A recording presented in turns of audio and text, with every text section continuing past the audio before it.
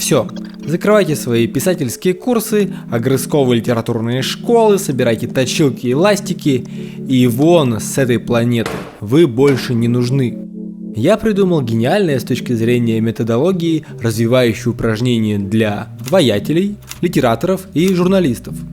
И раз уж я противопоставил себя дармоедам, чья единственная цель в жизни нажиться на чаяние молодых авторов и актрис, нарастить мускулы и сравниться по звериной мощи с такими гигантами слова, как Лев Толстой, Людмила Петрушевская и Григорий Квитко-Оставьяненко, то я не буду тебя мучить 40-минутной болтовней, пока юшка от скуки не польется. А сразу дам упражнение. А слушать дальнейшее объяснение и философствование или нет, решай сам.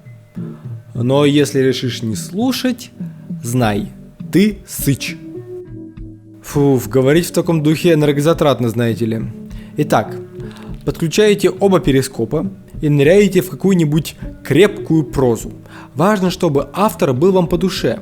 Объект поиска – абзац текста с выпуклой граненой структурой. Логика его построения должна быть безукоризненна. Понять это можно по двум признакам. Признак первый – чистота. Предложения в абзаце связаны исключительно логикой переключения мысли.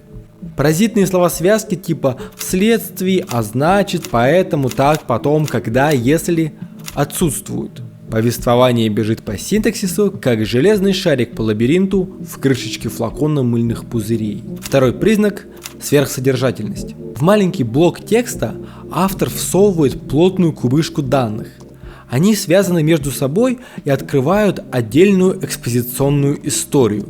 Благодаря выверенной логике повествования, часть информации доходит до нас исподволь, отчего кажется, что автор сказал нам больше, чем написано в тексте. Обычно такие абзацы предваряют рассуждения, накидывая на вас фактический материал, который далее будет планомерно расфасовываться и разнюхиваться. Сузить область поиска можно до первых страниц каждой новой главы. Экспозиция – то самое место, где нужно копать. Найти такой абзац бывает довольно сложно. Даже в классическом произведении повествовательные перлы встречаются, дай бог, раз в 10 страниц. Но стоит вам приловчиться, и вы будете выдергивать их на раз-два, чтобы потом сложить в шкатулку, или в папку, или в файл, и использовать для тренировок. А еще лучше сложить их в мою группу ВКонтакте, чтобы мы там все вместе на них тренировались. Ведь кооперация – это благо. Свои примеры я приведу чуть позже, хотя могу сказать по секрету, что в той самой группе ВКонтакте кое-что об этих примерах написано. Нашли абзац? Отлично. Теперь копируйте его. Но не смысл, понятное дело, структуру, логику челнока от предложения к предложению, от мысли к мысли. Содержание оригинала смело выкидывайте, а вместо него набивайте структуру плотью одного из ваших начатых рассказов. Это позволит не придумывать новый мир для упражнения заново и сделать вашу тренировку осмысленной. У вас, кроме опыта, будет отличный абзац в историю и, уверяю вас, десяток идей, как его продолжить. Самое важное здесь – соблюдать логику в абзаце. Не хватайтесь за вдохновение, налипшие после первого предложения. Не нужно нести за ним рогом, раскидывая всю структуру. Спокойно. Скорее всего, добавив лишних предложений, вы испоганите идеальный баланс исходника. Просто доверьтесь милому вам автору и его способу рассказывать историю. Содержательно используйте фигуры того же масштаба, что в исходнике, но перекрашивайте их теми смыслами, которые нужны вам.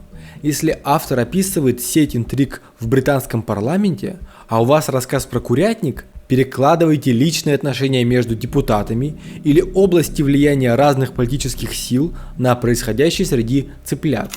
Это добавит вашему тексту глубину. Ну, собственно, все. Суть дела вы знаете. Я прихожу в восторг каждый раз, когда выполняю это упражнение. В дохлом, казалось бы, уже выжатом досуха рассказе находится такая прорва идей, не успеваю записывать. Сейчас покажу, что вышло у меня. А в конце дам пару вариаций этого упражнения, плюс объясню, почему это работает настолько вдохновляюще. Свой первый абзац я взял из сборника 50 эссе Джорджа Оруэлла. В качестве донора я выбрал эссе, которое называется «Как я стрелял в слона» в переводе Прокопяна.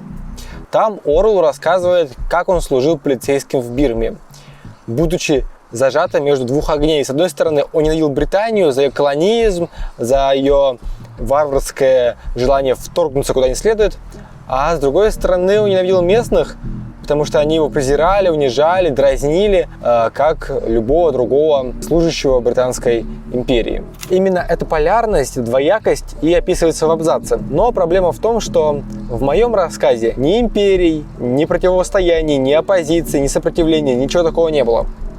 Я пишу историю про нормального российского подростка, у которого дома завелась гидра. Здоровенная мифическая гидра поселилась у него в шкафу, и она перемещается из шкафа в гараж, из гаража на электростанцию и так далее. Циркулирует по местам его жизни. По сюжету Перепелов пытается ее спрятать. Она воет от голода, потихоньку начинает поджирать местных котов и засматриваться на детишек. Он ищет любой способ заработать денег, понимая, что либо он ее прокормит, либо она сама найдет, чем перекусить. Они с товарищем организуют бизнес, строят аттракцион, приводимый в действие силой этой самой гидры. За неимением империалистской конфронтации в моем рассказе я адаптирую абзац Оруэлла под предпринимательскую коллизию моего героя. И тем самым провожу драматическую линию, точно такую же, как сделал Оруэлл, но в меньшем масштабе, с меньшими проблемами. Хотя, не знаю, кто больше страдает. Оруэлл, будучи полицейским в Бирме, или мой герой, будучи простым российским школьником. Что, собственно, я так вдохновился? Когда я писал черновик и не пользовался никакими абзацами, и просто накидал рассказ, как у меня шло, я в моменте создания бизнеса вообще не парился о том, должна ли там интрига быть в этом бизнесе или нет. Это было вот такой просто проходным моментом, который даже был не особо правдоподобен.